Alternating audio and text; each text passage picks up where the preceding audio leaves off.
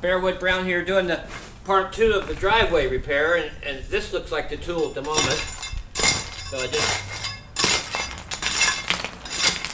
now I don't like to move things 2 or 3 times, so I'm just gonna load it up as I go.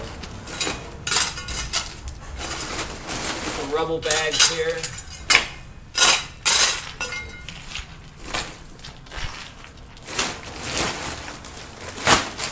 I don't like the bags very heavy either. I'm a lightweight. So we just keep going with this.